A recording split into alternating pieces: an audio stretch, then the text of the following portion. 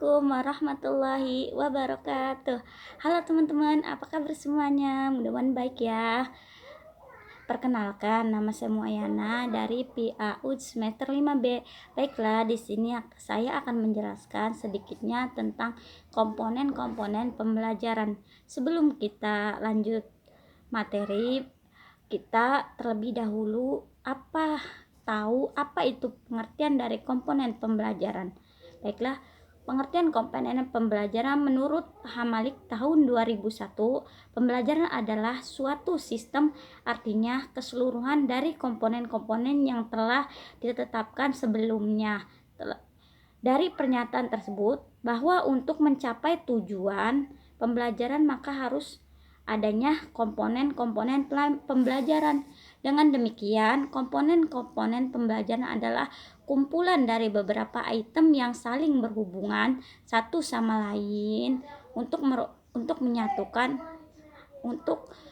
menyatukan proses pembelajaran belajar mengajar supaya lebih efektif. Adapun komponen pembelajaran yaitu ada 7. Yang pertama tujuan, yang kedua materi, yang ketiga media, yang keempat strategi, yang kelima evaluasi, yang keenam guru, yang ketujuh peserta didik atau siswa. Baiklah, yang pertama yaitu tujuan. Tujuan adalah target yang harus dicapai setelah melakukan proses belajar atau pembelajaran. Selain sebagai target, tujuan juga merupakan arah atau acuan dalam melakukan proses pembelajaran. Secara garis besar, tujuan artinya adalah perubahan tingkah laku progresif baik pengetahuan, sikap maupun keterampilannya. Jadi tujuan adalah pencapaian supaya apa yang kita capai dan kita tuju itu tercapai. Terus yang kedua yaitu materi.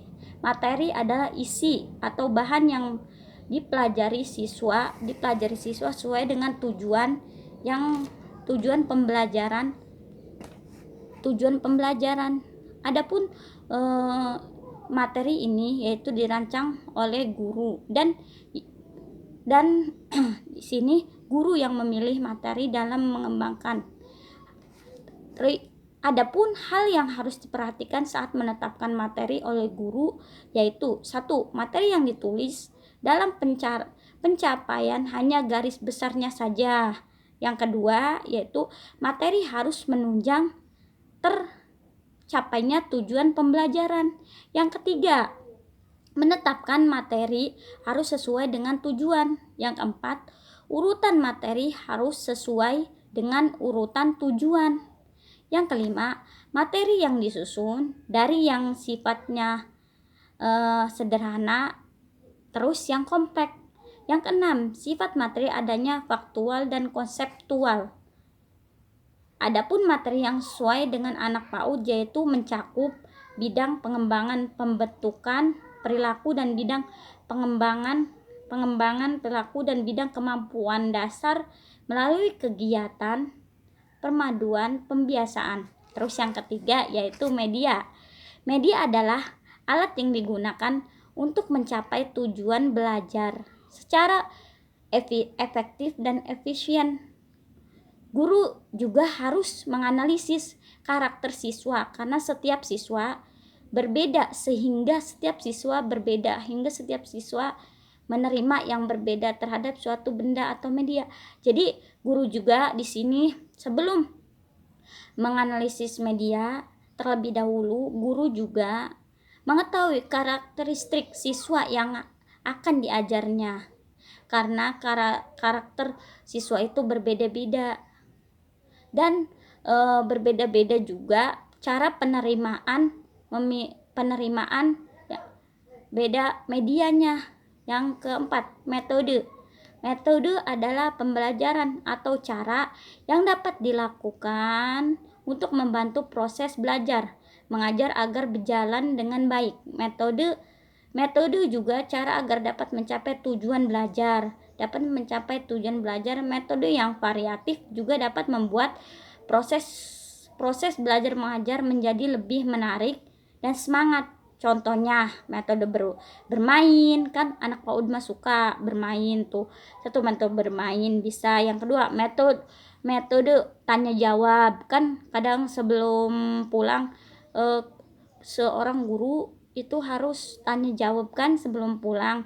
Yang tiga, bercerita tuh kan suka bercerita anak PAUD. Terus yang keempat, eksperimen ini seperti mencampurkan warna gitu. Terus yang keempat, guru merupakan pembimbing, pengembang, dan pengelolaan kegiatan pembelajaran untuk mencapai tujuan yang telah ditetapkan. Peran guru dalam memfasilitasi, yaitu guru juga harus memfasilitasi perencanaan, membuat materi juga. Terus yang kelima, evaluasi atau yaitu memberikan penilaian berkaitan dengan membentuk nilai peserta didik dalam mencapai tujuan yang telah ditetapkan berkaitan dengan tingkat keberhasilan proses pelaksanaan pembelajaran secara keseluruhan. Jadi evaluasi adalah penilaian. Evaluasi juga upaya penilaian pada seluruh aspek dalam pembelajaran. Jadi evaluasi juga mencakup semua aspek, misalnya kognitif, aspek motorik halus, motorik kasar, terus semuanya. Evaluasi juga dapat disimpulkan yaitu kegiatan mengumpulkan data, mengolah data, atau mencari informasi sejauh mana ketercapaian tujuan pembelajaran. Jadi evaluasi juga bisa diartikan sebagai sejauh mana gitu ketercapaian tujuan pembelajaran di sekolah ini misalkan. Terus yang ketujuh yaitu siswa. Siswa adalah individu yang diberi pelajaran oleh guru dalam pendidik anak usia dini gitu. Misalkan anak sejak lahir sampai 6 tahun, siswa memegang penting dalam proses belajar dan pembelajaran. Keaktifan siswa baik pembelajaran dengan guru maupun dengan siswa lainnya sangat menentukan hasil belajar dan pembelajaran. Jadi keefektifan siswa juga harus kita ketahui. Misalkan siswa itu diam apa gimana gitu dengan temannya, terus guru juga harus mengontrol gimana siswa. Di sini juga siswa juga berperan penting terhadap pembelajaran. Hanya itu yang dapat saya sampaikan, kurang dan lebihnya saya mohon maaf. Akhirul kalam, wassalamualaikum warahmatullahi wabarakatuh. Sampai jumpa lagi teman-teman.